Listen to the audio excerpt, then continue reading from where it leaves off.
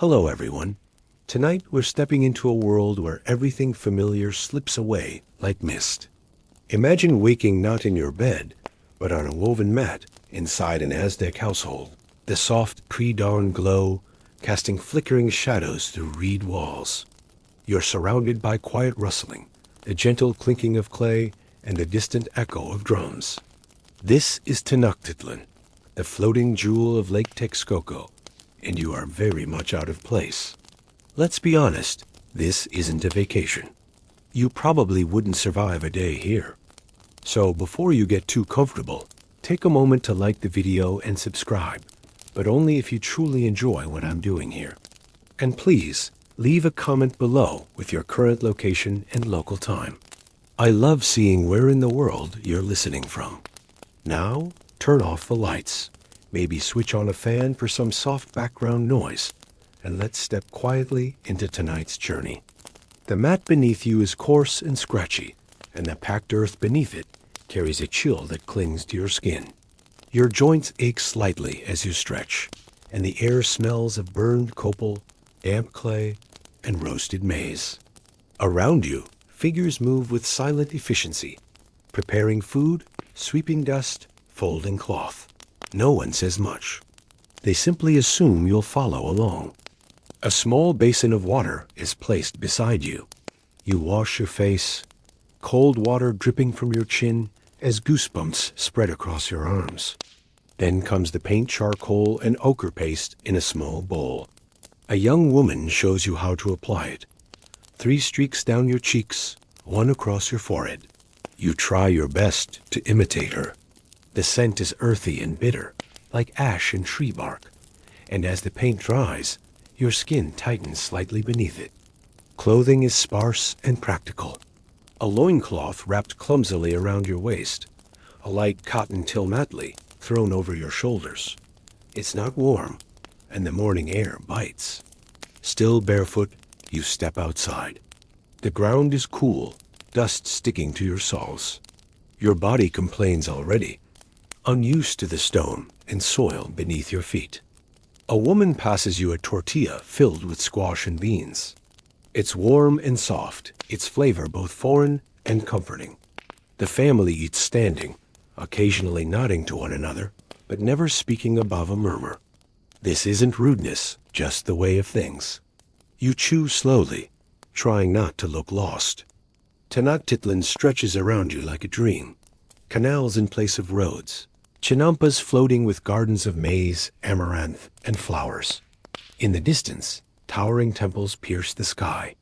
Canoes glide silently through the waterways, laden with fish, woven mats, bundles of feathers. The lake reflects the light of the rising sun, golden and soft, and the entire city hums with quiet energy. You're led to a courtyard where incense burns in a stone bowl. Its smoke curls upward, catching light as it dances into the sky. A priest stands nearby, murmuring prayers beneath his breath. His face is painted, his robe adorned with embroidered serpents. You feel his gaze settle briefly on you. Not cold, not warm, just aware. A cup is placed into your hands-frothed cacao, thick and unsweetened, laced with chili. It's not sweet, not even close, but it warms your chest and grounds your senses. You drink it slowly, the bitterness clinging to your tongue, the heat unfolding in your throat. Afterward, you're taken to a rooftop to watch the city wake. From here, you see it all, the marketplace already stirring, the temple stairs casting long shadows, smoke curling from cooking fires. Somewhere nearby, conch shells blow a low, hollow note, calling attention to the rising sun. Then comes the choice. Your host gestures toward the east, where the temple looms. Another points west, where traders unload boats by the docks. A third smiles and nods toward the distant causeways, vanishing into morning haze. The day ahead is yours at least, in theory. But you don't really get to choose. You're not prepared. You're not trained. This place is alive in ways your body doesn't yet understand. The rhythms are older than anything you've practiced. The expectations are unspoken, but heavy. You are here now, and the sun has barely crested the sky. Your body aches already. Your mind races to keep pace. But something in the air, the scent of flowers, the hush of early voices, the deep, deliberate thrum of drums, tells you to keep going. Just for now. Just until you understand. Just until it gets harder, which it surely will. And it will. The morning shifts into full motion, like a curtain drawn aside. You follow your guide, an older man with a sun-leathered face and surprisingly swift, step through a series of narrow paths that lead to a stone courtyard already teeming with preparation. This isn't a place for tourists, and no one treats you like one. You are expected to help, to observe, to not ask foolish questions. So you keep your mouth closed and your eyes wide. Today's task, apparently, is personal presentation. You are told that in the Mexico world, appearances are not just for vanity. They are offerings, statements, marks of respect. What you wear, how you wear it, even how your face is painted, signals your role and your readiness to meet the gods. No detail is unimportant. A boy barely 10 years old is already rubbing white clay into his arms, making patterns in the dust with his knuckles. A woman plucks bright red seeds from a gourd and begins grinding them into a thick paste, the color so vivid it nearly glows in the sun. She applies it to her lips, cheeks, and the tips of her fingers with careful precision. A nearby man dips a sharp cactus spine into a bowl of ink and begins drawing lines down his own arm ritual tattoos. You assume, though no one explains it aloud. You're given a small basket containing a few items. A string of obsidian beads, a strip of cloth dyed with indigo and chili root, and a comb carved from bone. Someone gestures for you to sit. You obey. Your hair is pulled back roughly and tied with the cloth. The comb feels like sandpaper, dragging through unfamiliar tangles. You wince, but say nothing. The older man returns with a shallow dish and dips his fingers into it. The smell is sharp ash, lime, and pulped marigold petals. He paints 2 lines beneath your eyes, then 1 vertical stroke down your nose. You look ridiculous, but no one laughs. In fact, a few passers-by nod approvingly. You wonder if you accidentally got it right.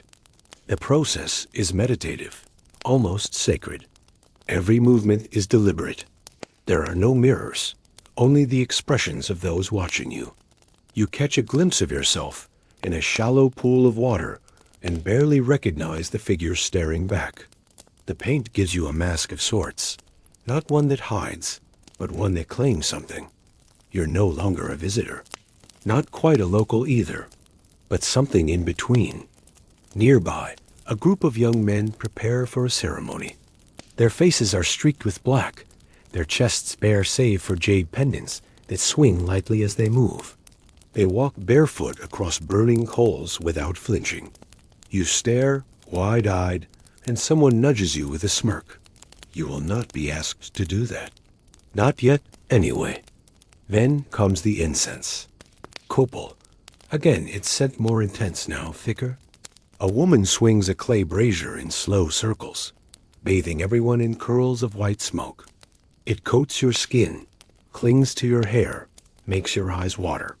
But it also quiets something inside you, as though the smell itself tells your nervous thoughts to hush. You begin to notice how people move around each other with intuitive grace, like dancers in an elaborate, unwritten play. No collisions, no confusion.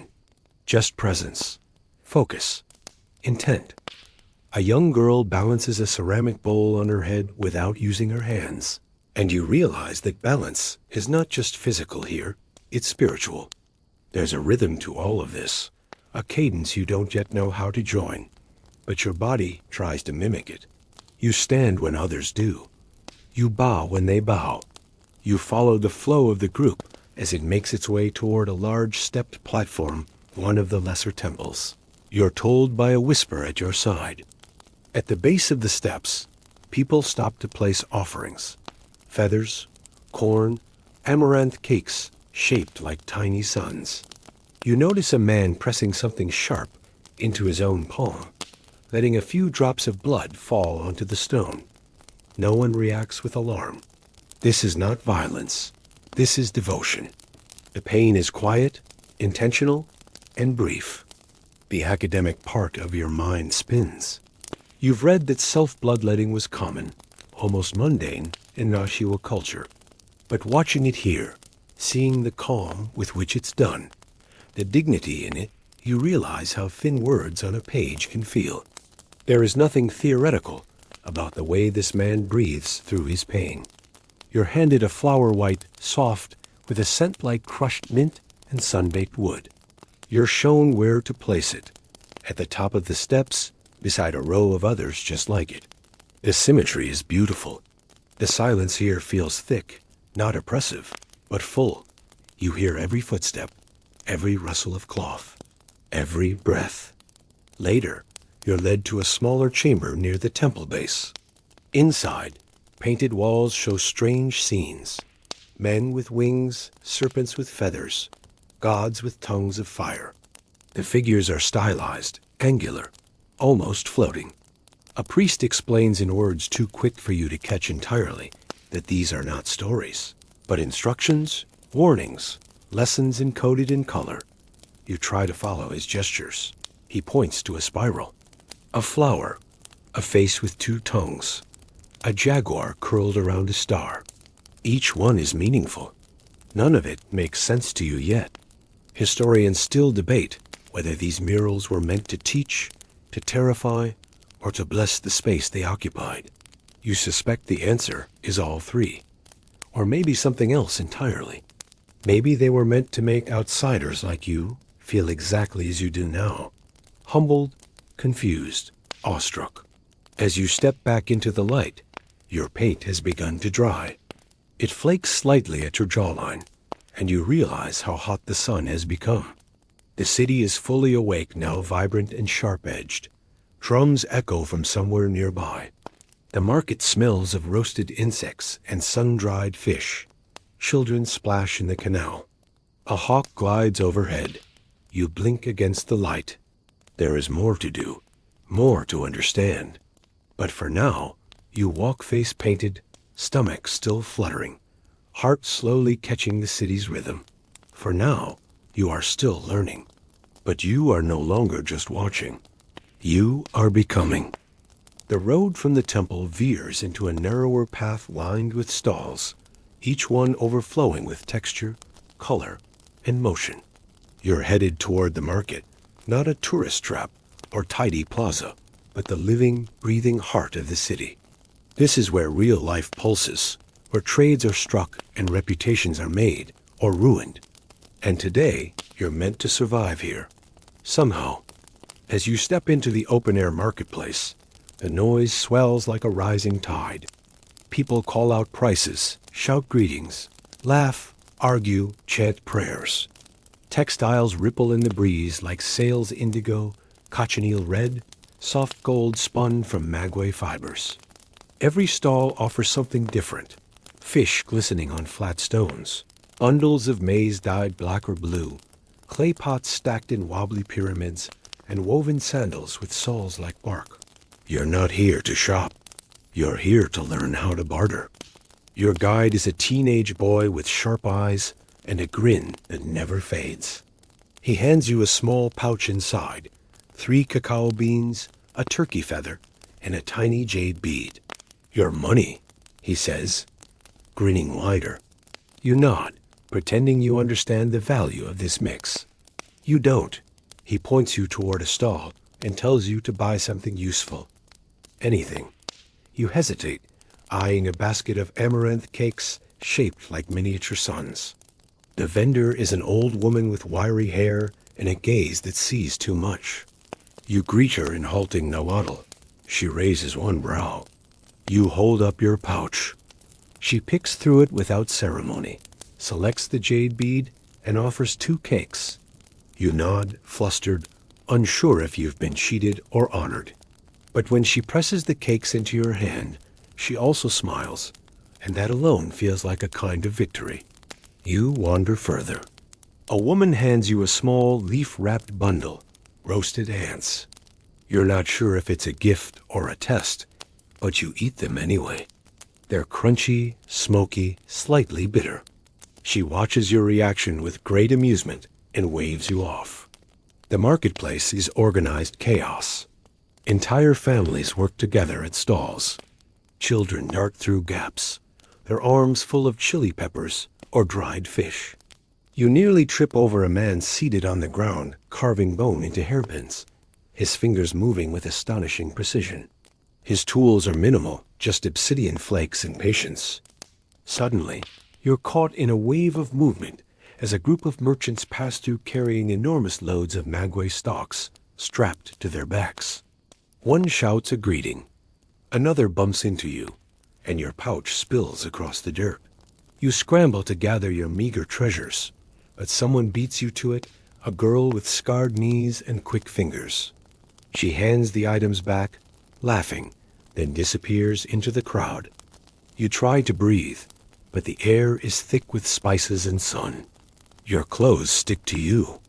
You realize how heavy the noise has become, how it's not just sound but heat and scent and vibration. A kind of sensory avalanche. Then, like magic, you find a pocket of silence, a stall covered in herbs. Bundles hang from the canopy mint, ipecac, marigold, passion flower. The woman behind the table grinds something with a stone mortar and beckons you closer. She offers a small, clay cup of bitter green liquid. Your guide says it's to calm your stomach. You drink. It tastes like crushed leaves and something vaguely metallic, but the knot in your gut unwinds within minutes. You thank her in your best Nahuatl. She nods without smiling. You're not sure if you passed or failed. One stall over, you notice a display of masks, wooden, feathered, bone inlaid. Each one exaggerated. Wide mouths, huge eyes, snarling teeth. They're not for decoration. These are ceremonial, used in dances, rituals, and storytelling.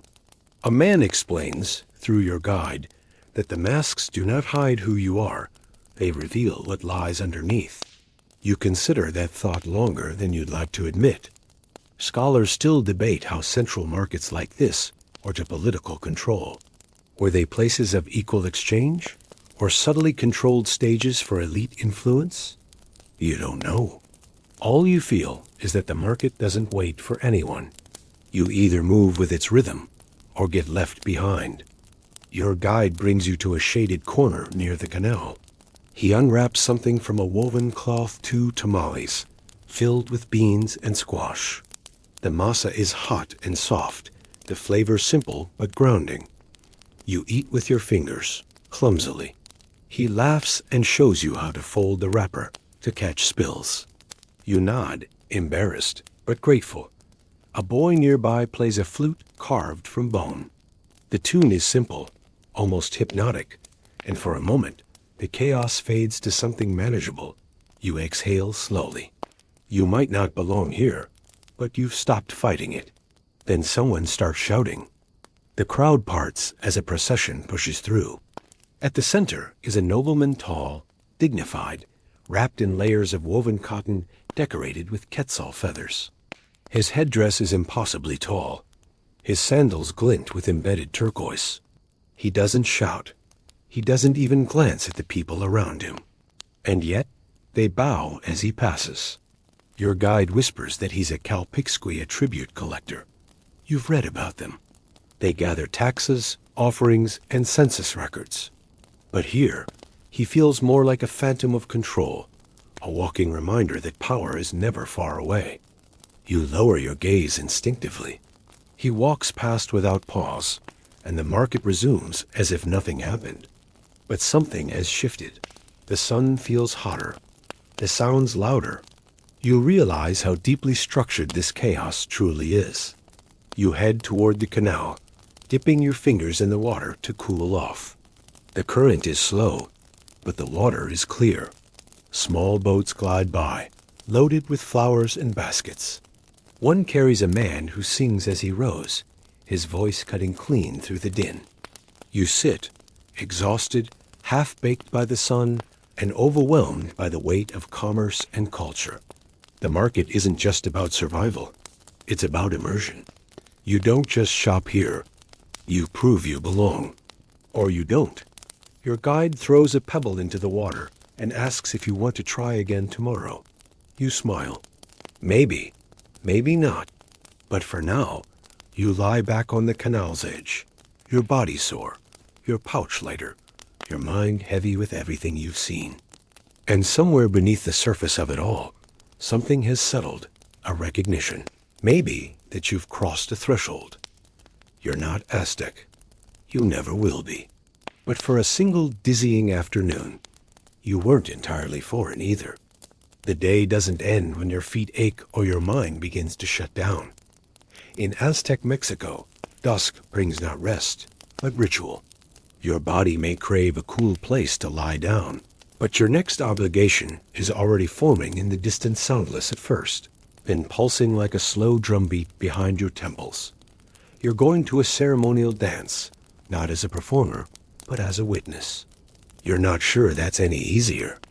Your guide leads you away from the market, across a wide plaza paved in smooth, dark stone. The air here feels different. Not cooler, not fresher but heavier, more deliberate. You pass statues whose eyes seem to follow you. Jaguar-headed warriors, fanged serpents, feminine deities whose smiles are too wide and knowing. Each carving tells a story you don't fully understand. You don't ask. You just keep walking. You arrive at the foot of a stepped pyramid, smaller than the Grand Templo Mayor, but no less commanding. On a wide platform before it, dancers begin to gather, men and women, young and old, all dressed in vivid garments that blur with movement even while still. Some wear shells around their ankles. Others carry drums or flutes. One man has body paint that makes him look more jaguar than human, the spots so precise they seem to shimmer when he moves. You sit cross-legged at the edge of the plaza, behind a thin crowd already forming. No one speaks above a whisper. The sun has begun to lower itself behind the city's edges, and the sky glows like smoldering maize orange, gold, tinged with a soft, eerie red. You can hear your own breath now. You're not sure if it's excitement or fear. When the first drum sounds, it's like a heartbeat under your skin. The dancers begin slowly, feet stomping, arms raised, shoulders circling in ancient rhythms. Dust kicks up from the ground with every movement. The percussion builds, layer by layer. Then come the flutes, high, thin, sharp as obsidian. The smell of copal smoke curls around you, sweet, resinous, and thick. It coils up from clay braziers, framing the dancers in drifting halos. You don't know what the ceremony is for. A harvest? A new moon? An appeal to the gods for peace or rain or strength? Historians still debate how much of these rituals were public performance versus private petition. All you know is that every person here is participating, if not with their body, then with their presence. The dance shifts. Now the movements are sharper, the footfalls harder. The performers move in coordinated patterns that resemble birds in flight or waves colliding. One woman leaps forward, her face hidden behind a feathered mask.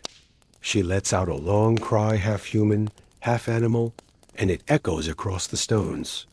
The crowd exhales in a collective hush. You feel it again, that sensation of being watched, measured, weighed, not by the people, by the place. One dancer collapses, not dramatically, but gracefully, folding into the stone like a flower closing at dusk. It's part of the choreography, you think. Another picks up a handful of colored powder and throws it into the air. The dust hangs for a moment, glowing in the torchlight, then disappears. And then, as quickly as it began, the music ceases. The crowd doesn't clap. There is no applause, no cheer, just silence. Heavy, sacred, satisfying. A stillness that wraps around your ribs and pulls you into the moment like warm cloth. The dancers leave in single file. The torches are extinguished. People begin to rise and disperse. You stay seated, unsure if you're allowed to move yet. The last rays of sunlight disappear, leaving only the soft gleam of stars. The plaza empties, but the energy doesn't. Your guide crouches beside you and whispers that it's time to eat. You nod. Your legs are stiff, your neck sore from watching so intently. And yet, you feel lighter hollowed out, but in a way that makes room for something else. Maybe reverence, maybe awe. He leads you back to a neighborhood you don't recognize. The homes here are built from stone and adobe, their doorways hung with woven mats. A woman greets you with a nod and invites you into her courtyard. There's a fire in the center, low and glowing. Around it, clay pots bubble softly. Dinner is simple: beans mashed with herbs, squash mixed with chili and ground seeds, and small cakes made from amaranth. No utensils, just flat stones for scooping, and fingers trained to fold and press.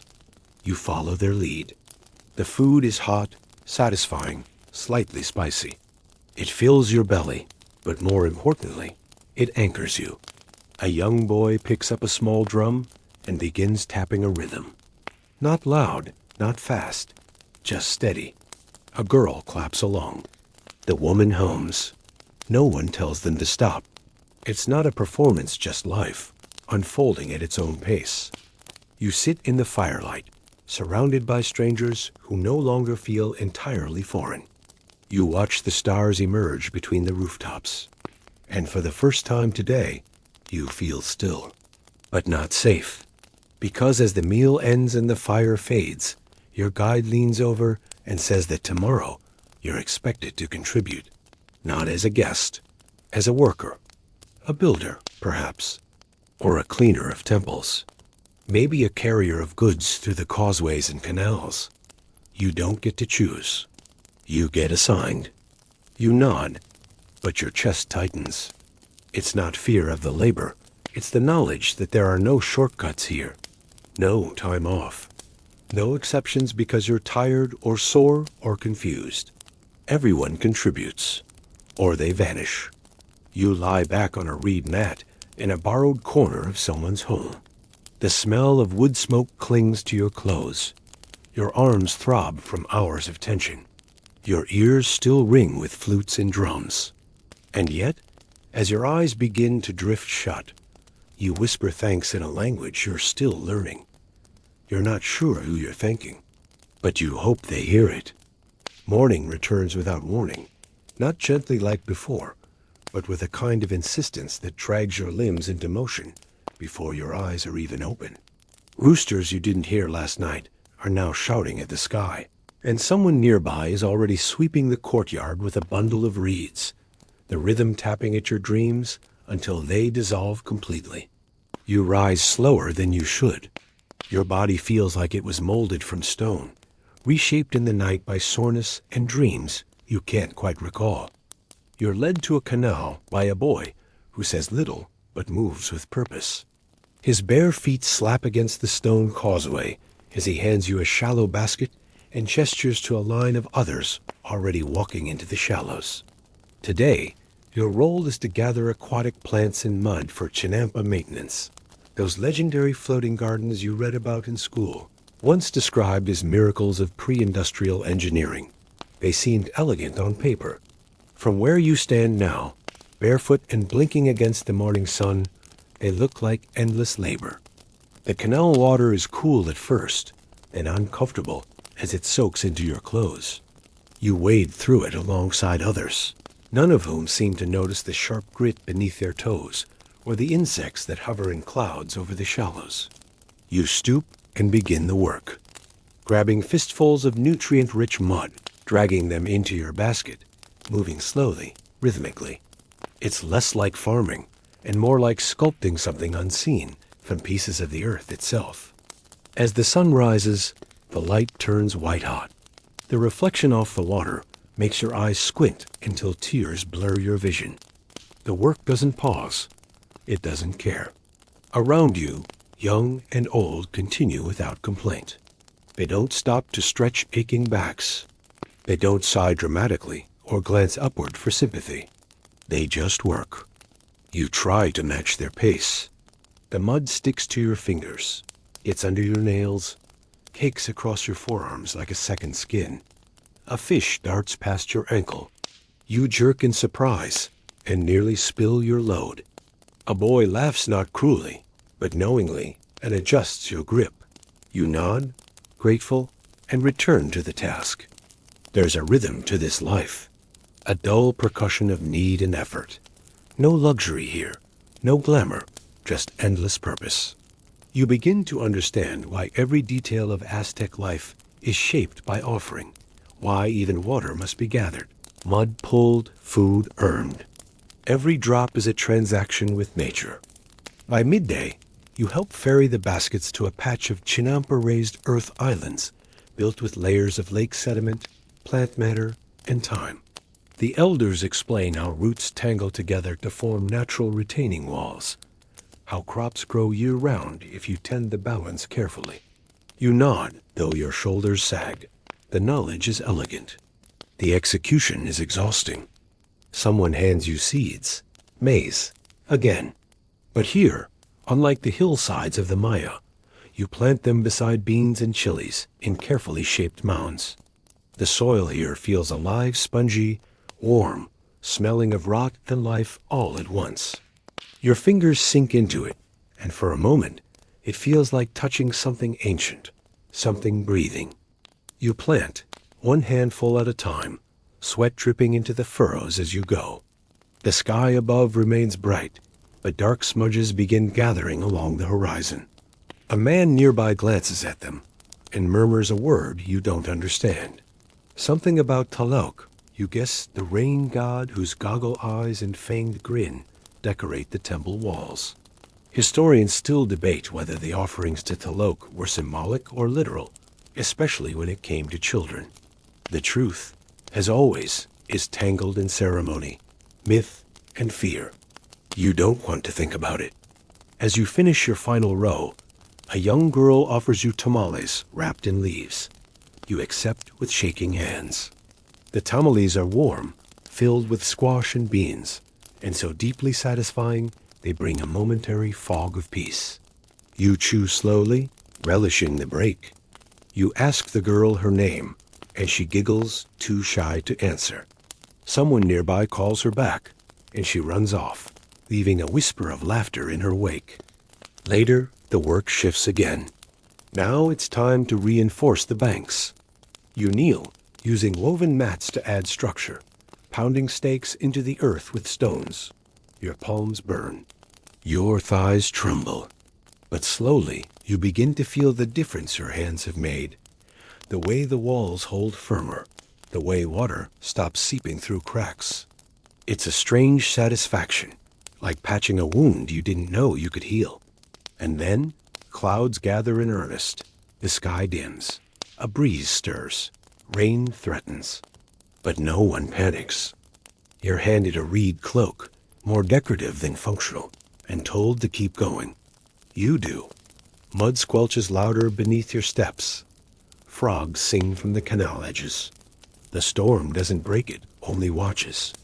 You think of how far you are from your world of elevators, dishwashers, and coffee machines. You think of how your ancestors may have survived under skies like these, with muscles like yours, or softer. And then you realize something both humbling and cruel. Even if you were dropped here with all your modern knowledge, it wouldn't help you. Not here. Not now. These people don't need theories. They need endurance. When the call to return is finally given, you stagger out of the field, your legs numb. Your hands are stained dark. Your mouth tastes of salt and maize and earth. Back in the village, you rinse yourself with a jug of water beside a doorway, and someone presses a bundle of dried herbs into your palm, an offering maybe, a blessing, or just a gentle hint that you smell like the canal. That night, you eat in silence, your body barely upright. No one offers you applause or pity. They just nod, content that you did not quit. You lie down again on your mat. The rain has started, soft at first, then stronger, then pounding against the reed roof. It's not unpleasant. It sings in long, steady verses, a lullaby of survival and seasons. Your body hurts, but your breath is steady. And somewhere in your chest, beneath the ache and fatigue, a new rhythm begins. You don't yet recognize it, but it's yours. The morning returns cloaked in steam and the faint smell of corn. This time, you wake to the sound of a drum slow and distant, like a heartbeat felt through stone. It isn't urgent, but neither is it ignorable. It pulls at your spine, as if the village itself is calling you. You rise from your mat, joints cracking like old wood, and step outside into air that clings to your skin before you've even started moving. You're told today is a market day, and your task is to help transport goods to the central Tianguis. You're handed a bundle of woven baskets filled with dried fish, chili peppers, cacao pods, and oddly shaped roots you don't recognize. They smell pungent, sharp, slightly medicinal.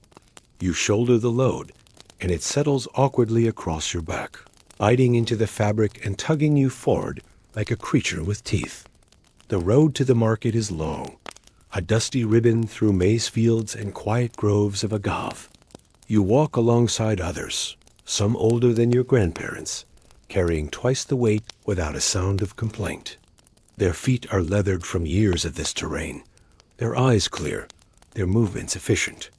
You try not to resent their grace, but the comparison makes every stumble feel louder. As you near the marketplace, the noise begins to rise: laughter, bargaining, the rustle of fabrics and feathers. The air thickens with a blend of sweat, perfume, roasted meat, and something floral you can't place. You pass beneath colorful banners strung from pole to pole, fluttering in the rising wind like birds frozen mid-flight. The plaza unfolds before you like a tapestry stalls, arranged in tight rows, each one brimming with goods. Obsidian knives, painted ceramics, carved wooden masks, feathers so iridescent they seem to glow. Your bundle is unloaded onto a mat, and your host family begins arranging the items with practiced precision. You watch, unsure of your place, until a woman hands you a pouch of cacao beans and instructs you to trade for fresh cloth. You nod, clutching the pouch like it might vanish, and venture into the maze of merchants. Bartering is not your strength. Your voice catches in your throat. You smile too much. Your words fall apart under the pressure of fast-talking vendors and side-eye glances. Eventually, a sympathetic older man, draped in a simple white tunic stained with dye, takes pity and accepts your offer. In exchange, he gives you a piece of indigo-dyed cotton, soft and warm in your hands. You bow slightly, though no one else does, and hurry back. A young boy nearby bursts into laughter. You realize your over-politeness has marked you again as an outsider. Still, the woman nods her approval as she folds the cloth and tucks it into a basket. Later, you're sent to fetch food. You wander to the cooking stalls, drawn by the sizzle and smell of maize dough on clay griddles. You trade more cacao beans for 2 tamales, one filled with rabbit and herbs, the other with squash and chili. You carry them back with great care, as if they're treasure, and they are received as such. As the sun climbs higher, a performance begins in the square. Dancers appear, adorned in elaborate feathered headdresses, their faces painted in red and white lines, their arms jangling with shells. They move in circles, stamping, chanting, twirling, until the plaza feels like it's pulsing in time with their feet. Drums pound, flutes whine, shell trumpets wail.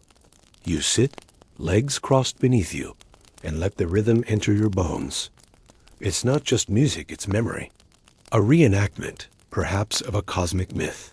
Historians still argue over the purpose of these rituals, whether they were sacred drama, political theater, or something older still.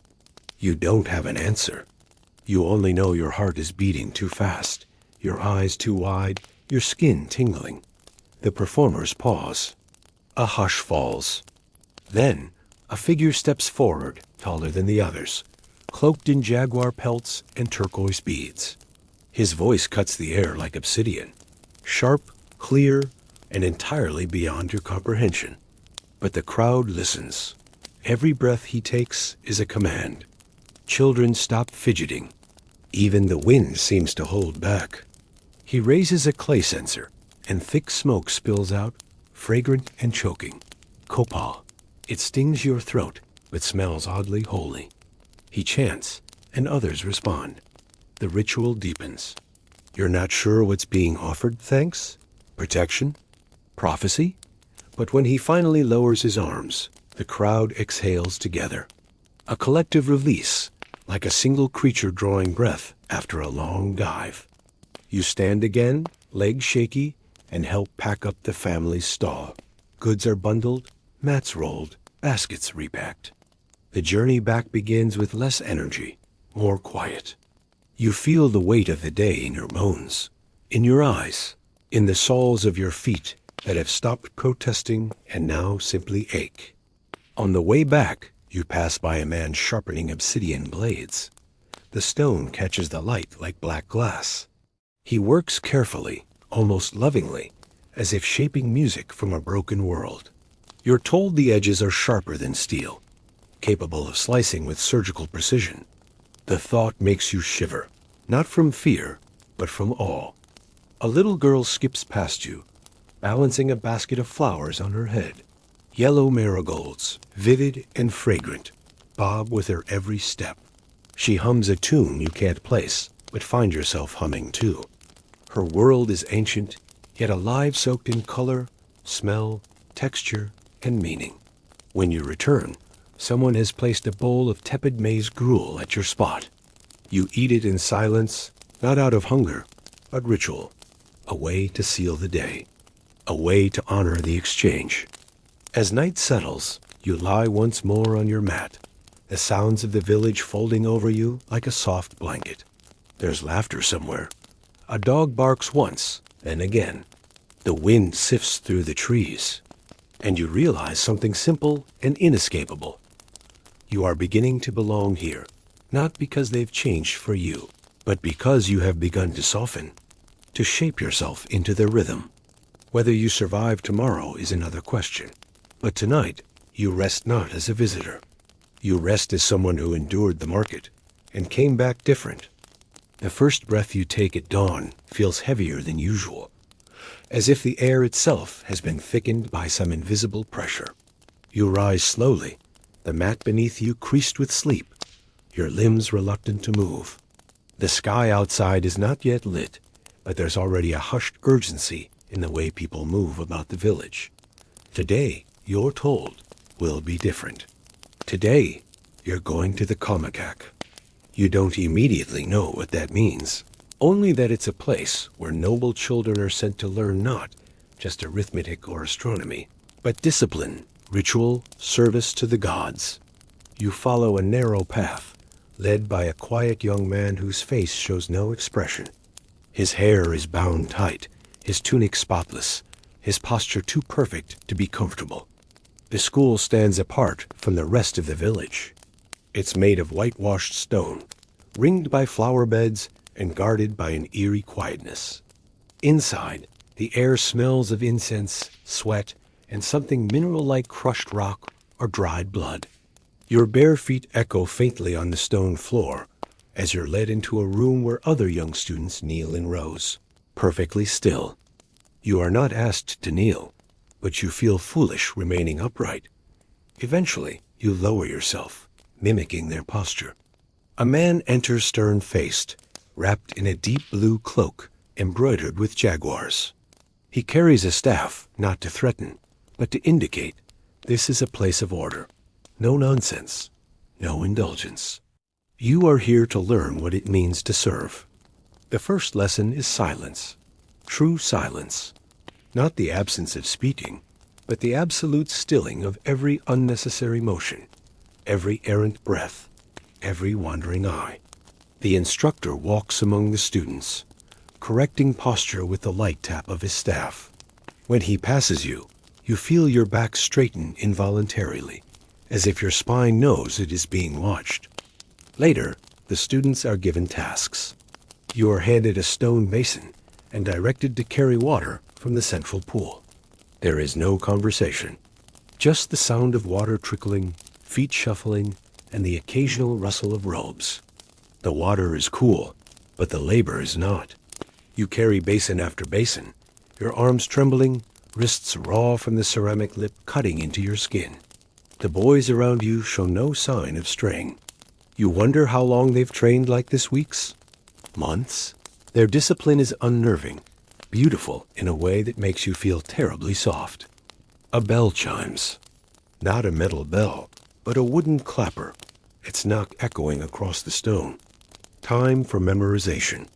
The instructor recites a list of duties, virtues, ceremonial phrases, all in rapid nahuatl. You understand none of it, but the rhythm alone imprints itself into your skull. The students chant back in unison. Their voices are measured, unwavering, like wind pushing through canyon walls. A younger boy beside you falters in the recitation. The instructor stops. Silence cuts the room in half. The boy lowers his head, and the instructor simply places a hand on his shoulder, nothing more. But the gesture carries the weight of thunder. The boy does not make another mistake. You are then shown the codices folded books of painted glyphs and pictographs. A young priest explains that these contain histories, genealogies, myths. You recognize none of the symbols, but one in particular stands out, a figure with flames for hair, holding a serpent by the throat. It's explained to you as Xutekutli, the fire god and keeper of time. The priest's tone shifts when he speaks of the gods not reverent, not fearful, but intimate. These aren't distant beings. They are kin, watching, waiting, shaping every moment. Outside, you assist in sweeping the temple courtyard, not with a broom, but a bundle of stiff reeds bound with twine. The courtyard is large, paved with smooth stones and adorned with offerings, flowers, cornmeal, feathers. You move slowly, careful not to disturb anything sacred. As you work, you notice how the sunlight bends through the temple's angles, casting symmetrical shadows. It feels like the courtyard itself is an instrument of time. Someone whispers to you that a ceremony is coming. You don't ask what kind. Eventually, a procession forms. Students file into a semicircle around a low altar. Priests enter, robed in black and red, their faces painted with chalk-white skulls and soot-dark eyes. Incense is lit. Drums begin to pulse. A conch shell trumpet bellows, long and hollow. The sound vibrates through your bones. At the center of the altar lies a bundle wrapped in woven cloth. You can't see what's inside, but its importance is undeniable.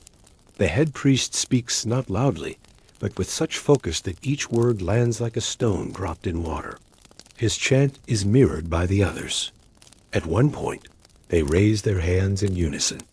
You do too, unsure if it's right, but unwilling to be the one who doesn't. Then the bundle is unwrapped. It reveals not a body, not a person, but a jaguar skull, painted in bright red with bits of turquoise in its sockets. The gasp you almost let out is swallowed by the crowd's silence. The skull is passed around, each person touching it briefly. When it reaches you, you hesitate. It feels warm, or maybe that's your hand, trembling. You place your fingers on the polished bone, and in that instant, the world narrows to a pinprick of feeling. Awe, confusion, something close to fear. Later, as you walk back to the village, the instructor stops beside you. He does not speak, only looks. His gaze is unreadable, neither approval nor dismissal. Just observation, the kind that weighs more than it should. That night, you lie awake longer than usual. The quiet isn't peaceful, it's charged. Every sound outside your hut feels louder, more significant. A dog barking, an owl's distant hoot, your own heartbeat in your ears. You wonder if they'll ask you back tomorrow. And more terrifying still, you wonder if you'll say yes.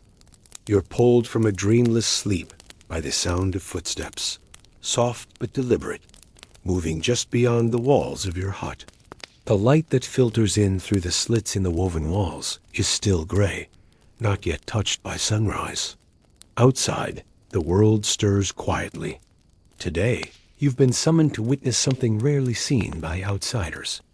A festival in honor of Talok, the god of rain. And not just any festival, but one that falls on a sacred calendar day believed to thin the veil between mortals and the divine. You dress slowly, still sore from the day before. Your legs feel like they've been filled with wet clay. Every step is a stretch, a small act of courage. As you exit your hut, the village already buzzes with the low energy of preparation. Children carry baskets of flowers, their arms overflowing with marigolds and orchid petals.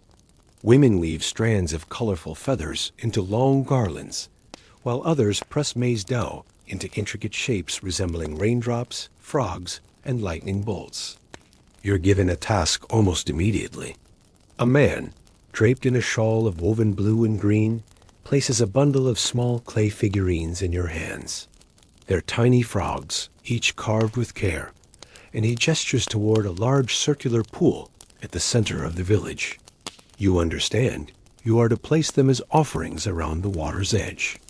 As you kneel and begin setting the figurines in a careful ring, you notice the reflections dancing in the pool, clouds parting, trees swaying gently, and occasionally, the movement of something living beneath the surface.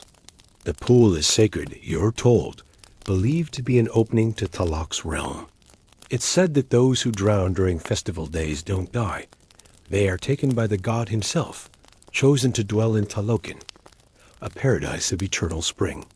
That belief lingers in the air like humidity, soaking into everything.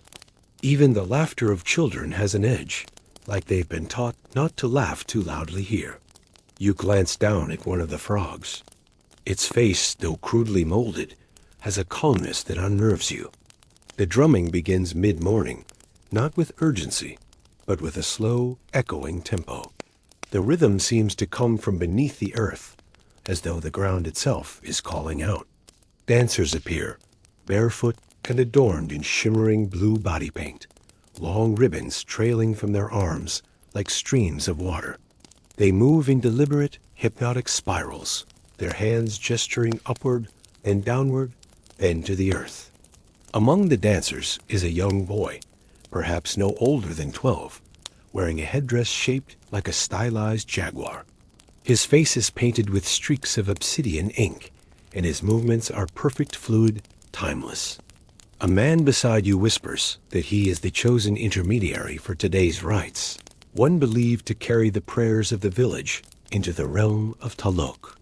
You're ushered closer, your body part of the shifting crowd now forming a wide circle around the ceremonial space. Smoke curls from incense burners filled with copal resin, sweet and acrid at once. The air thickens with it. It stings your eyes.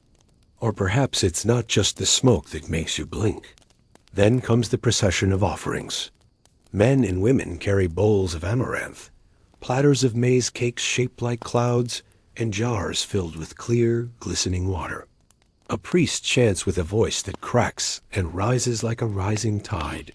One phrase repeats, Adel Tlashinoli, water and fire. You don't know its full meaning, but it echoes in your chest like a riddle. You're drawn toward the final ritual, almost against your will, your feet moving before your thoughts catch up. The young intermediary is led toward the edge of the sacred pool. His gaze does not waver. A priest marks his forehead with a blue cross, then ties a strand of jade beads around his wrist. The village falls utterly silent. And then, without struggle, without hesitation, the boy steps into the pool. You gasp, along with a few others, but no one moves. He sinks slowly, ceremonially, as if rehearsed. A group of attendants, hidden in the water, catch him before he slips beneath the surface. He's pulled gently to the other side of the pool, where he re-emerges, unharmed. The crowd exhales not in relief, but reverence. The rite is complete. The symbolism isn't lost on you. Life, death, and rebirth, all enacted in less than a minute. Whether Tlaloc accepts the offering isn't something you can see or feel, but the people here believe it. That belief builds temples. It carves gods into stone and inscribes rituals into generations. You are given a cup of water next.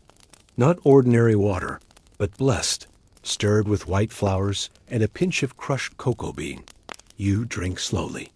It tastes of minerals, sunlight, and something ancient, something rooted deep beneath the surface. As the day continues, the air cools slightly. Clouds gather as if summoned. A few raindrops fall, no more than a handful, but they are celebrated with cheers and dancing feet. You notice one woman cupping her hands to catch the droplets, then gently washing her face with them. A man beside her mimics the motion, solemn and graceful. You're told that every drop of rain on festival day is a promise, a whisper from Tlaloc, an agreement that crops will grow and rivers will swell, and that perhaps another year will pass in balance. Back in your hut, you watch the last light of day slip beneath the horizon, your body still humming from the ceremony. The smoke has clung to your hair, your clothes. You don't mind. There's something comforting about it, as if you've been marked now, not just as an observer, but a participant. As you lie down, you can still hear the drumming, distant now, fading into the quiet of night. It echoes in your ribs, soft and slow, like the heartbeat of the earth itself.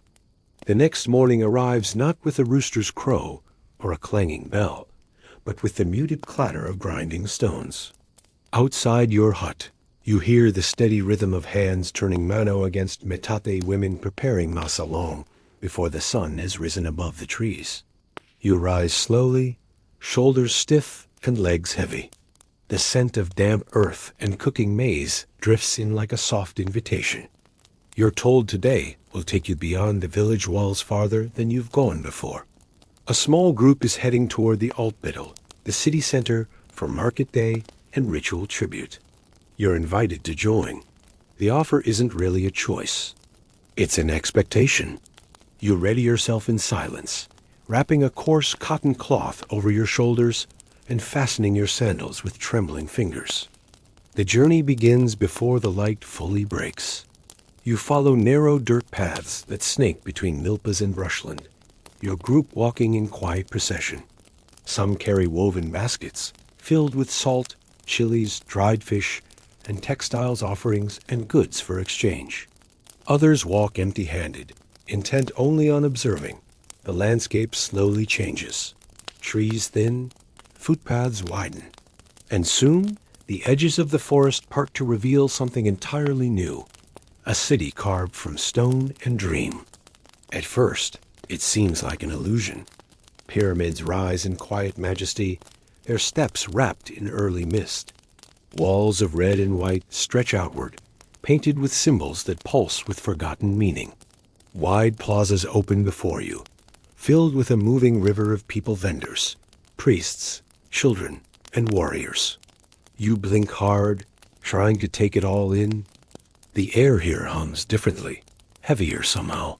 You feel like you're walking through history, each stone beneath your foot, grooved by centuries of footsteps before you. You pass a wall lined with skulls, each one mounted on horizontal wooden beams. It's a zampantli you remember from a book you once read. A skull rack, ritualistic, symbolic, intimidating. The sight punches the breath from your chest, and yet no one else even looks. It's just part of the city's rhythm. Your group stops near the great market, the Tien Kudli, and you are told to stay close. The square pulses with life. Stalls made of reed mats and wooden poles display goods you can barely name: obsidian knives, painted gourds, loops of dried herbs, jaguar pelts, cacao beans stacked like coins. One vendor gestures toward you with a grin, holding out a chili the size of your palm. You smile politely, though your tongue remembers the fire of yesterday's meal. You're invited to help barter.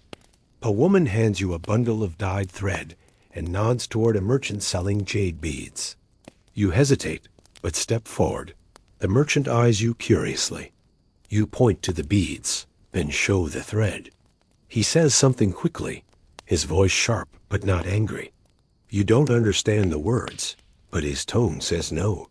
A woman behind you intervenes, counteroffers with a few cacao beans added. The deal is made. The beads change hands. You are thanked, though you're not entirely sure for what. Not far from the market stands the Karmakak, the school for noble children and future priests. You watch as young boys, clad in white, chant in perfect unison, while older students grind pigments to paint codices. You're allowed to peek inside a quiet chamber where a priest teaches students how to read pictographic script. The pages glow with reds and blacks, each image layered with history and prayer. You don't know the meaning, but the symbols stir something in your chest, a kind of reverence or longing. At midday, the city shifts. The sun hangs like a blade in the sky. You find yourself ushered toward a great courtyard where a crowd is gathering. An announcer, dressed in quetzal feathers and gold discs, calls attention to the Tlachtli court, a sunken rectangle of smooth stone walls and sloped sides. Today, a ball game will be played. You've read about it, perhaps in some textbook, but nothing prepares you for seeing it live. 2 teams of men, dressed in padded armor and elaborate belts, step onto the court. The ball, a heavy rubber orb, is struck not with hands or feet, but with hips, shoulders, and elbows. The play is brutal and balletic. Bodies slam into stone, dust clouds rising around each move. Points are few, but every hit feels monumental. You watch, captivated, as the players move with trained violence. It's beautiful and terrifying all at once. And though you can't follow the score, you know when the game shifts. A single strike sends the ball through the carved stone ring high on the wall. The crowd erupts. You don't know who's won. You only know it mattered. Later, you ask someone about the game's stakes. They tell you, without blinking, that sometimes the losing team or the winning captain is offered to the gods. Their hearts lifted skyward in smoke and song. You ask if that's true. They shrug. Historians still debate it. They say, the past has many versions. You spend the final hour before sunset wandering through a quiet temple garden. Statues of gods stand between rows of agave and marigold, their eyes chipped but ever watching. You sit for a moment on a low stone bench, your feet swollen, your mind drifting. The city has shown you splendor, ritual, chaos, and grace. But it has also shown you its cost, the toll of blood, of sacrifice, of devotion, so complete it consumes. As your group gathers to return home, you glance one last time at the pyramids, their edges now burning gold in the fading light. You wonder what will remain when these stones are dust. What stories will survive? Which truths will be remembered, and which will be reshaped by time? You walk back through the forest in silence, each step heavier than the last. And though your body aches and your mind spins, you feel something anchoring you deeper, an awareness that history isn't just past, it's present. It breathes, and tonight, it breathed through you. The forest air is cooler now, touched with a sweetness that rises from crushed leaves and disturbed roots. You return to the village with your limbs stretched and aching from the long day's march. But rest is not what awaits you. As you step into the familiar clearing, the sky begins to darken not with night, but with the promise of a storm. Heavy clouds churn above, and the elders gather in the plaza, eyes raised, lips moving in quiet reverence. The rain, they say, is coming. But first, the offering. You are led toward the edge of the village, to a place that feels older than memory. A circle of stone surrounds a small pit, its edges blackened by countless fires. The censer is already smoking, trailing tendrils of copal into the air bitter and holy. A man in elaborate garb, his arms painted in spirals, his headdress adorned with feathers and jaguar fangs, begins to chant. His voice does not rise, but hums low and rhythmic, as though meant more for the gods than for anyone nearby. You're told you'll help prepare the offering. It sounds straightforward, but when you're handed a bird, small still, its feathers trembling, you realize it's anything but. The man beside you takes the bird gently, cups it, and whispers a blessing. Then, with a swift motion, he offers it to the fire. It is over in seconds, but the image lingers behind your eyes like afterlight. You feel your stomach shift. You weren't ready. You're not sure you'll ever be. Rain begins softly, like a whisper rushing through the canopy. The villagers don't run. They turn their faces upward, palms open, as if catching something sacred. You follow suit, letting the water trace the grime and sweat from your skin. It is cold, pure electric. The fire crackles louder now, steam rising in plumes as rain hits hot stone. The chanting deepens, as though the voice is pulling the sky closer, word by word. After the ritual, you're guided to one of the larger communal huts. Inside, it's dim and warm. The walls are lined with baskets of maize and gourds filled with pulque, a fermented drink made from agave. You're offered a cup. It smells strange, earthy, sour, with a hint of something sweet beneath. You sip cautiously. The taste is sharp, almost prickly, and it settles heavily in your stomach. Not unpleasant, but not familiar either. People begin to gather around the central fire. Some are old, their backs curved like question marks, eyes milky with age. Others are young children whose faces glow with curiosity and mischief. One by one, stories begin to spill from the circle.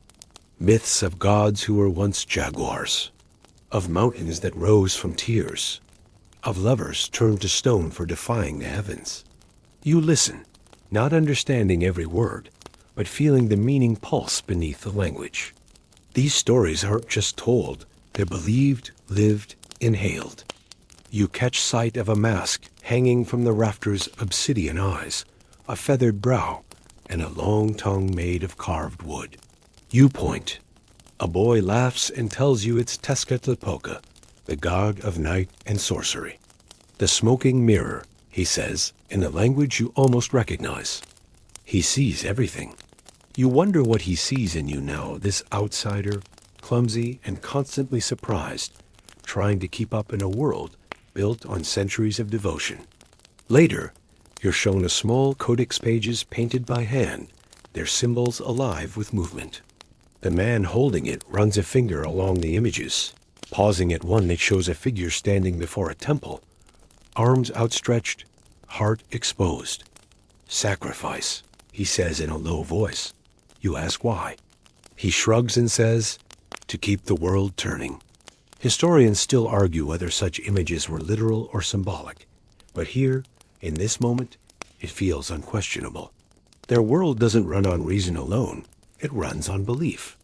When the rain fades and the fire dims, you return to your hut. The mat feels harder tonight.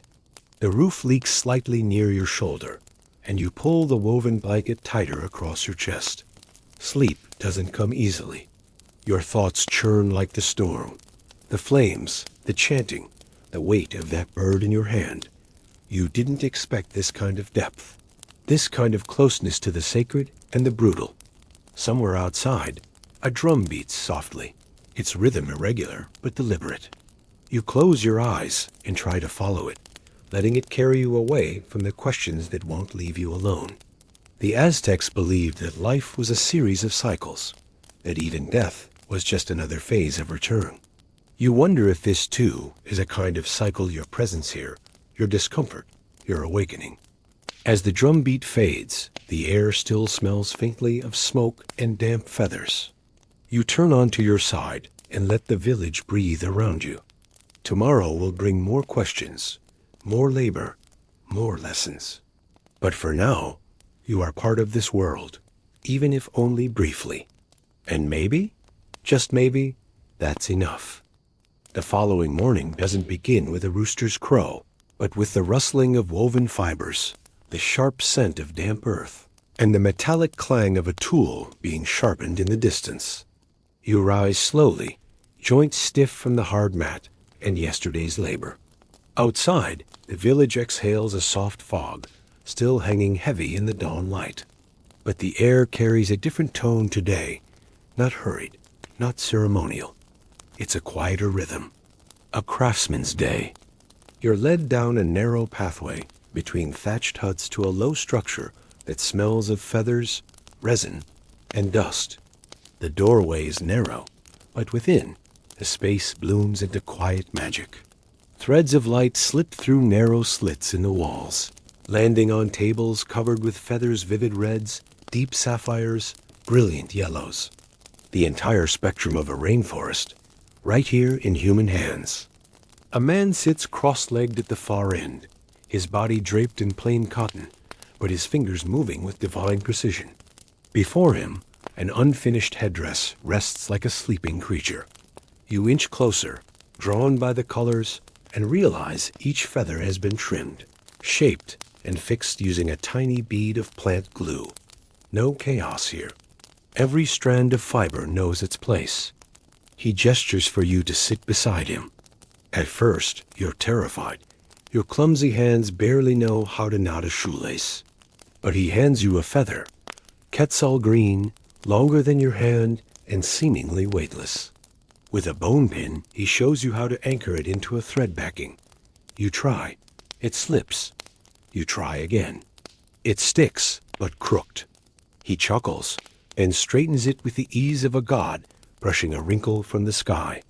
The Aztecs prized feathers more than gold. In their world, gold belonged to the earth, but feathers came from the sky and thus from the divine. You wonder how many birds gave their colors for this room.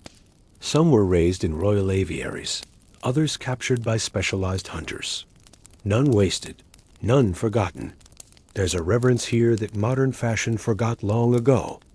As you work, the master artisan hums softly, and it becomes clear the tune matches the rhythm of his stitching. Time slows. There are no hours in this place, only progress measured in plumage. You lose track of how long you've been threading before he sets your flawed piece aside and hands you another. Practice, he implies. There's always more. A young apprentice enters with a shallow basket. Inside are hundreds of minuscule feather scraps, fragments of color too small for headdresses, but not too small for beauty. These, you learn, become parts of mosaic shields, masks, and ceremonial fans. Nothing is discarded. Even the imperfect finds purpose. You're handed a small wooden mask blank and invited to fill a cheek with overlapping orange feathers.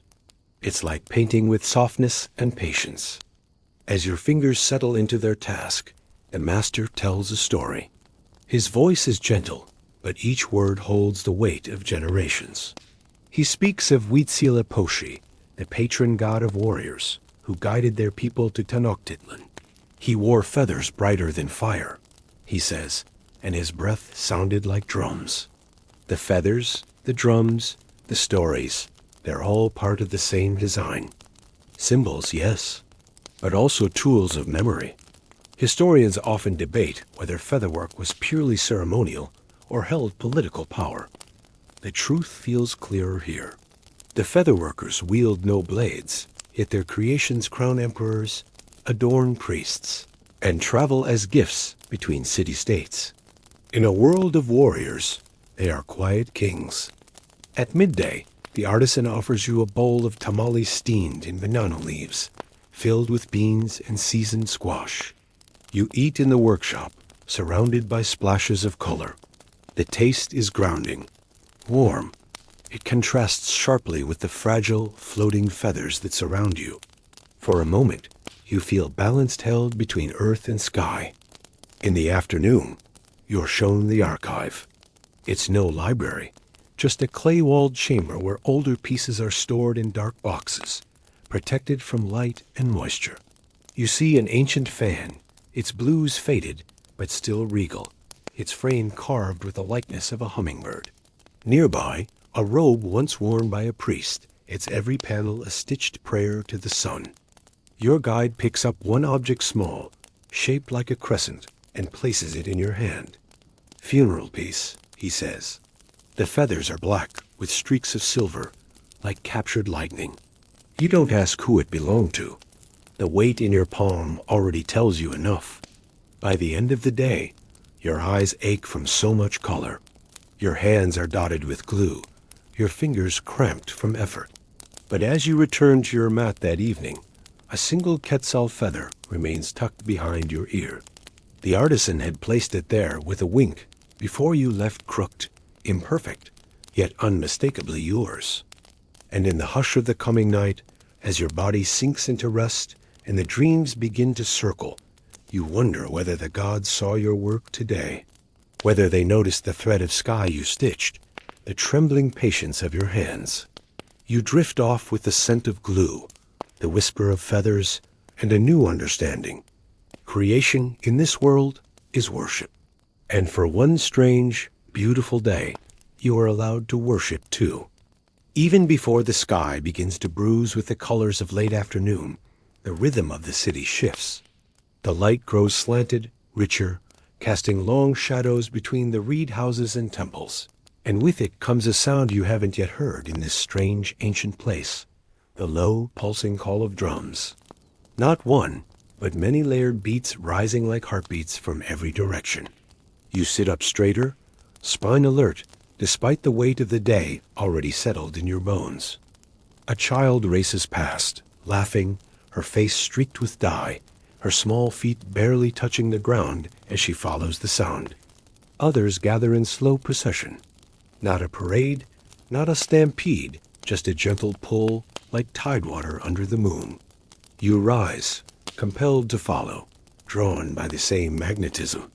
Your legs ache from yesterday's digging and today's crafting, but the drums seem to carry you anyway, pulsing through the packed earth beneath your feet. As you move through the winding streets, you notice that everyone wears something different. Some drape themselves in embroidered mantles. Others carry bundles of marigolds, skulls painted on their foreheads in intricate swirls. Even the elders walk with a lifted chin, their eyes glowing with something between pride and sorrow. It's not quite a festival, not quite a ritual. It's something older, something humming with memory. The source of the sound becomes clear. The temple square, where dancers already spin in patterns too complex to follow.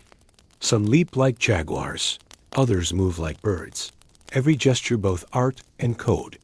The drummers sit in a circle of stone, faces taut with focus, their hands slapping animal hide in rhythms that feel like thunder and breath all at once.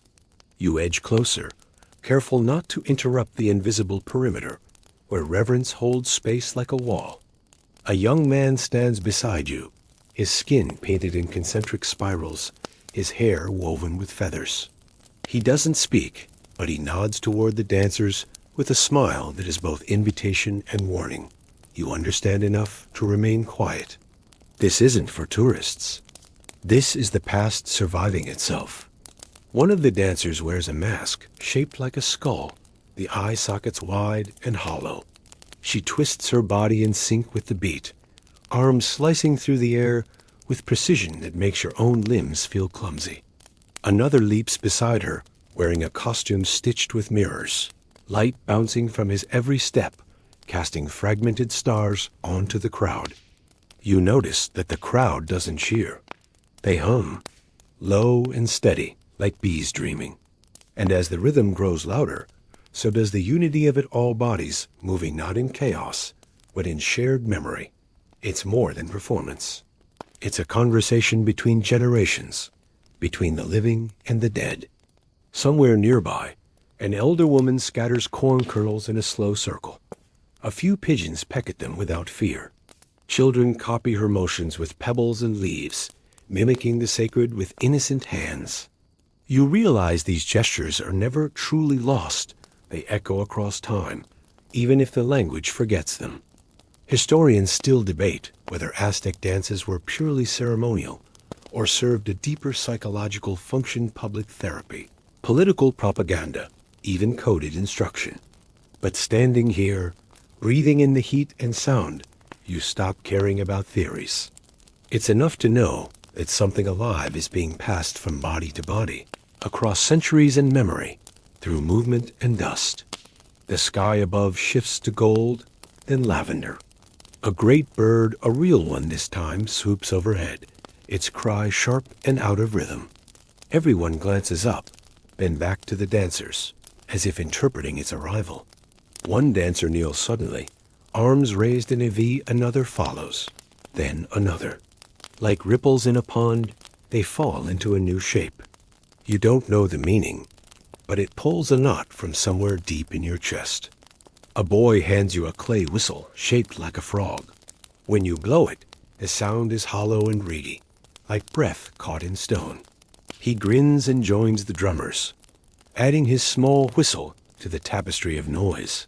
You keep yours tucked in your palm, unsure if you're allowed to add your voice. Then the drums stop, not gradually, instantly. The silence that follows is enormous, as if a god inhaled and forgot to exhale. The crowd does not applaud. They bow their heads. Even you find yourself doing the same, unsure why, but knowing it's right. Moments pass. A single bell rings from atop the temple. Not a grand bell, just a soft chime, almost fragile. And just like that, the dancers stand and begin walking away, their masks tucked under arms, sweat drying on painted skin. The spell dissolves, but not the memory. As you leave the square, someone touches your shoulder. You turn, but no one's there. Just an echo, maybe, or the ghost of a rhythm still vibrating in your bones. You walk slower now, the whistle still in your hand, the beat still pulsing under your skin. And even as the city folds itself into twilight, you carry the dance with you, not as an outsider watching from the edge, but as someone who, for one moment, understood the movement of a world you were never meant to see. Twilight arrives with an eerie grace, the sky deepening into indigo as torches are lit one by one across the rooftops.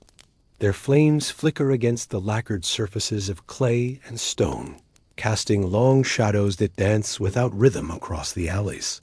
You think you might finally rest, but then a hand waves for you to follow, and a few quiet words are exchanged behind your back. Your name is spoken with a respectful hush, and yet there's something in their tone that suggests gravity. You are led, slowly, toward the heart of the sacred precinct where the great temple stands.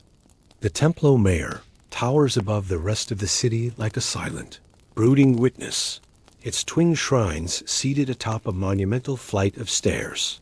You had seen it from afar, but now that you approach, its presence is suffocating. Each step carved from stone feels worn by centuries of footsteps. The facade is daubed with red and white pigment, now dim under torchlight, but still alive in the fading glow. As you begin to climb, one of your guides hands you a small bundle of cloth soaked with copal resin. You're expected to carry it to the summit as an offering. Your legs burn from the steep ascent, and your breath shortens as the humid air clings to your skin. You're not told what you're offering it for. You're not told why you've been chosen. But you understand, somehow, that this climb is not optional. The steps narrow near the top. Below, the city stretches out like a glowing tapestry, canals glinting under torchlight, music drifting in lazy curls through the darkness. From up here, Tenochtitlan looks eternal, suspended in time, powerful, unfathomable. You reach the summit on trembling legs. The twin shrines await, one for Tlaloc, god of rain and fertility, and one for Huitzilopochtli, the patron of war and sun. Each stands adorned with vivid murals, the paint peeling but proud. Between them burns a low ceremonial fire, smoke curling in thin fingers toward the stars.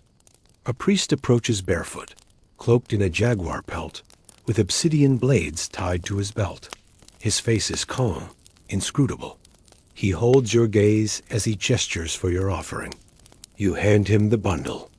He nods and tosses it into the fire, where it hisses and snaps, releasing an overwhelming sweetness into the air. The scent is dizzying, almost narcotic. You are not dismissed. Instead, You're guided to a flat stone near the edge of the platform. It's polished smooth, slightly warm. You sit, awkward, unsure if you're part of the ceremony or merely a witness to it. A small group of others stands nearby locals, clearly, though none look at you. All eyes are on the priest as he begins to chant. His voice is low, rhythmic, vibrating against the stone beneath you. It does not rise in volume, only in density, like fog thickening until it blankets everything.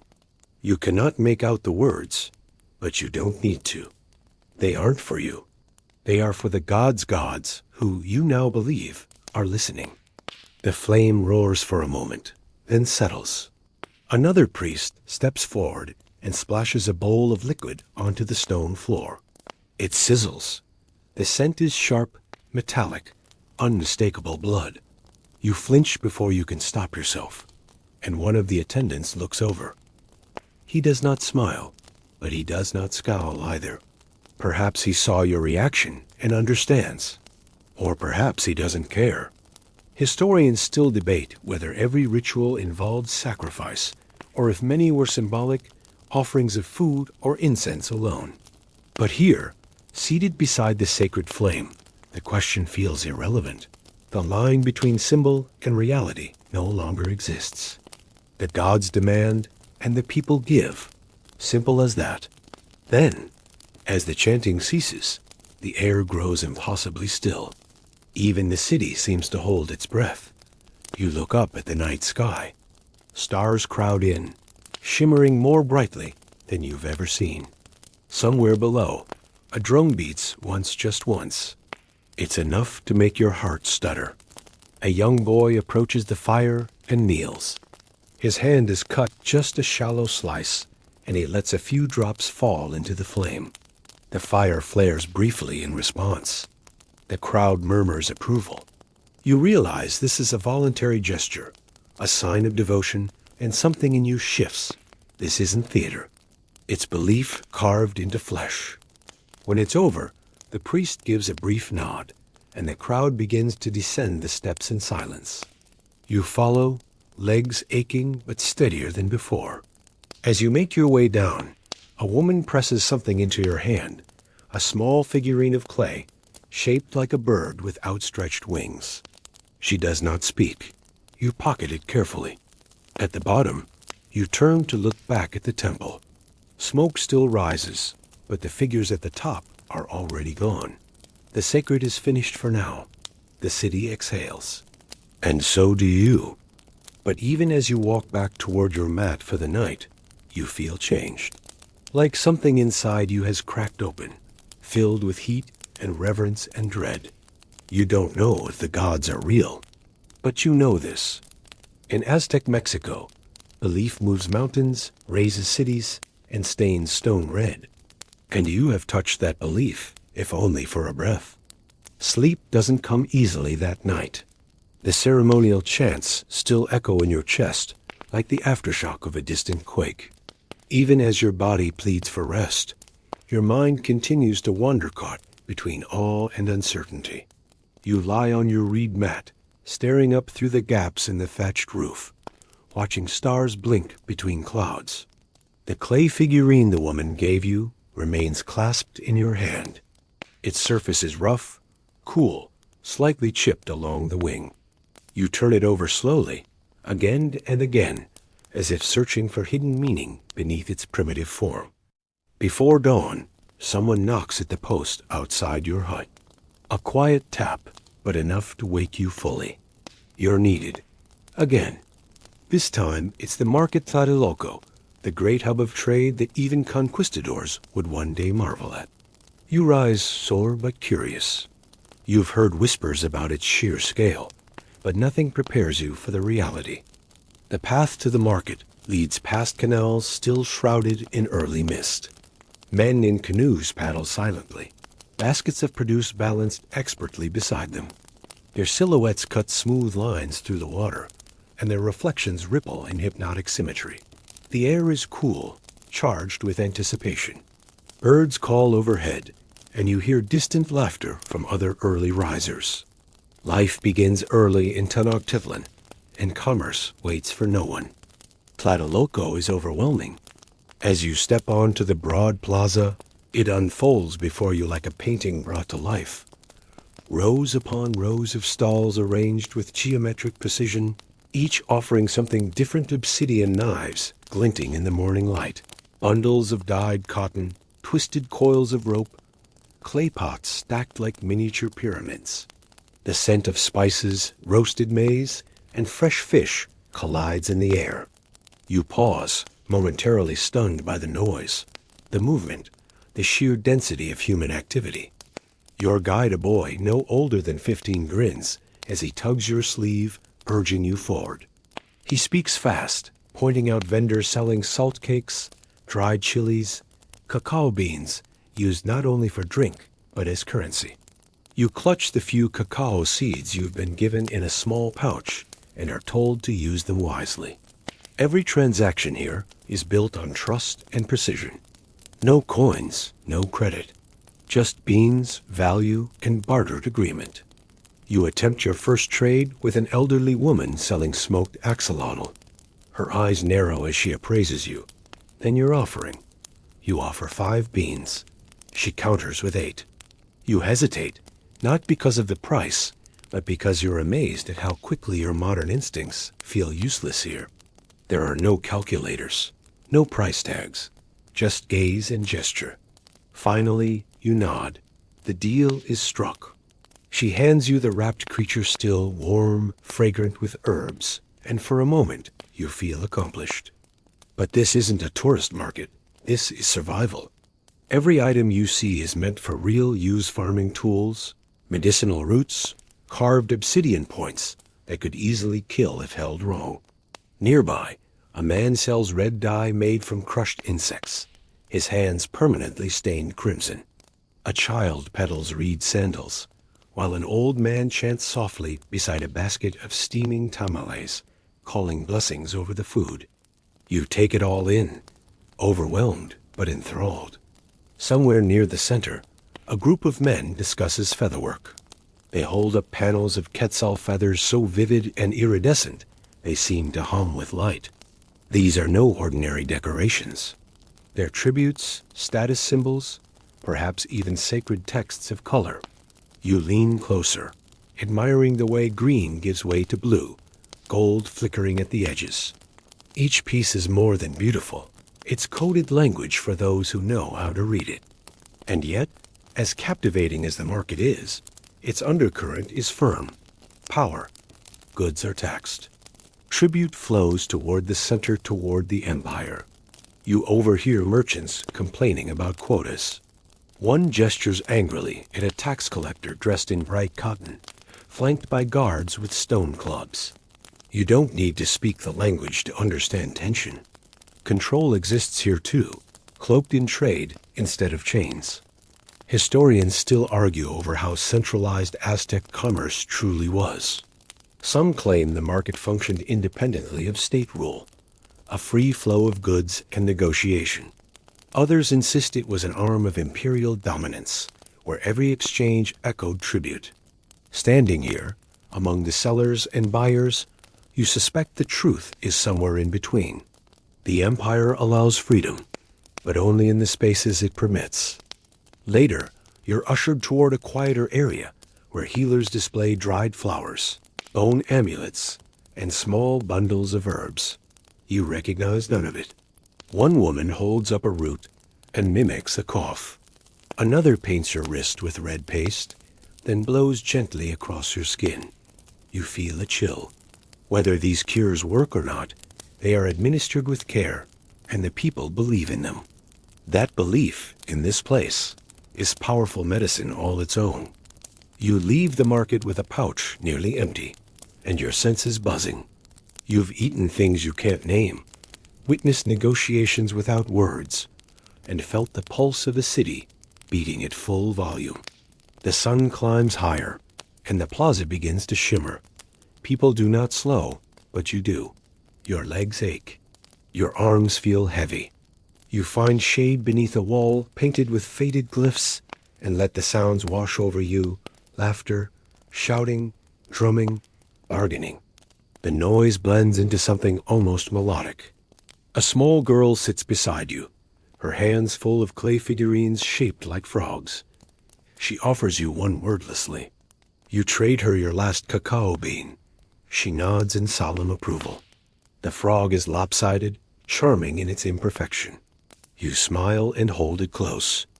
The market fades behind you as you return toward the temple quarter. But something remains. A scent, a sound, a rhythm. You carry it with you, tucked between your ribs like a lesson you can't yet explain. This city does not merely trade goods.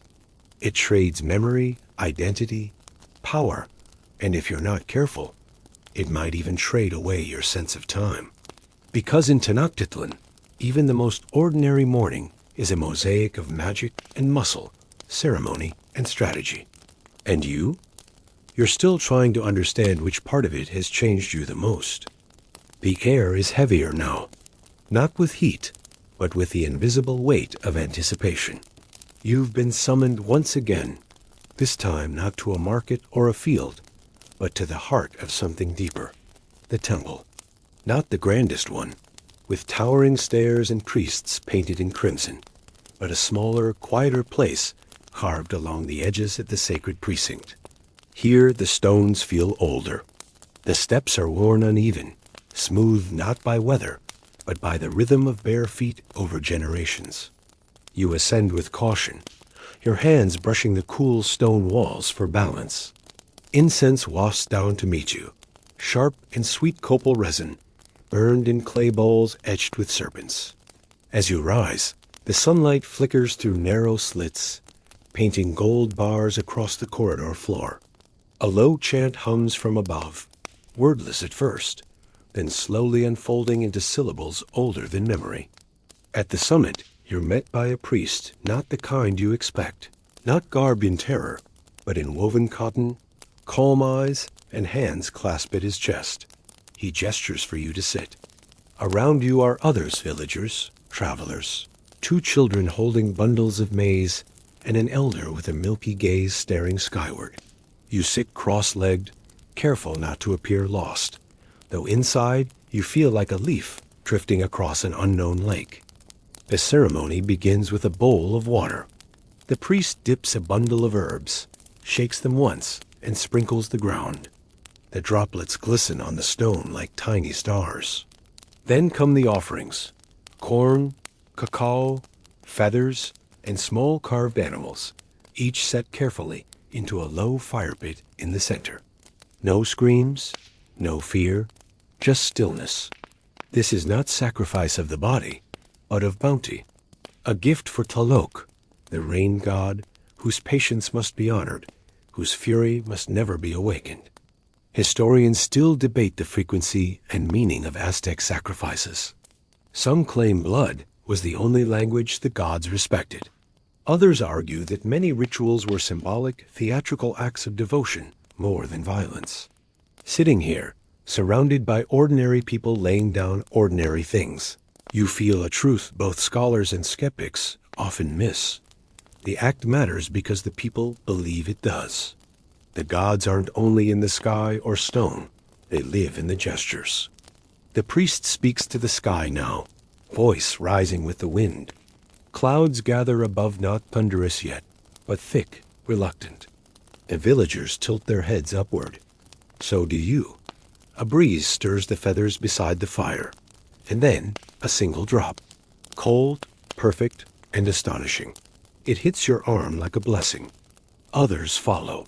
Sparse, scattered, enough to taste, not to soak. But still it rains. The ceremony ends without fanfare. People begin descending the temple as calmly as they arrived. You stay a little longer, not to pray, not even to think, just to exist in the echo of what happened. The bowl of water is empty now, the herbs wilted, but something lingers in the air, as if the walls have recorded every whisper and kept them humming under the surface. Back in the village, preparations begin for the evening meal. Fires are stoked, maize ground again, and a stew bubbles with chilies and squash. You're invited to help stir. Your hands move clumsily. but no one minds. A young woman hands you a tortilla fresh from the comal, warm, fragrant, slightly charred. You eat slowly, letting the flavor spread without rush. Later, as dusk settles in layers of orange and blue, drums begin to sound. Not loud, not wild, just a steady rhythm like breathing. A circle forms near the center of the plaza. Dancers begin to move, their feet striking dust in practiced patterns. Their shadows stretch long across the earth. One of them calls to you, laughing, daring. You hesitate, but only for a moment. You step in. At first, your movements are awkward, your limbs unsure, but the rhythm pulls at something deeper. Not muscle, not memory. Something ancestral. You don't know the steps, but your body invents something close. You spin. You stomp. You really laugh, for the first time since arriving. Around you, no one watches to judge. They dance too, together, alone, wildly. When the last drum beat fades into night, you're breathless. Not from exhaustion, but from awe. You lie down again in your hut later, body sore, but spirit strangely light. Outside, the crickets begin their chorus. A frog croaks in a puddle left by the earlier rain. The clay frog the child gave you rests beside your head. Your hands still smell of maize and ash. And as your eyes begin to close, you realize something has changed. Not the world, you. Because to survive in Aztec Mexico isn't just about enduring pain or heat or hunger. It's about letting go of everything you thought was necessary comfort. Routine, identity, and finding rhythm in the unfamiliar. In the marketplace, in the ceremony, in the dance. And now, that rhythm lives inside you. The night deepens around you, folding gently over the village like a soft cotton blanket. The fire outside has dwindled to glowing embers, casting a warm halo across the doorway. You can hear the slow breathing of someone nearby. Maybe a neighbor settling in for sleep. Or maybe it's just the wind, rushing gently through the reeds. Your body is heavy now, not with fatigue, but with fullness. Of experience, of color, of memory. The clay frog still sits near your pillow, a quiet guardian of everything you cannot explain. You run your fingers across its rough back, feeling the uneven edges like tiny constellations pressed into earth. Outside, the stars have emerged fully sharp and distant. You watch one streak across the sky, silent and swift.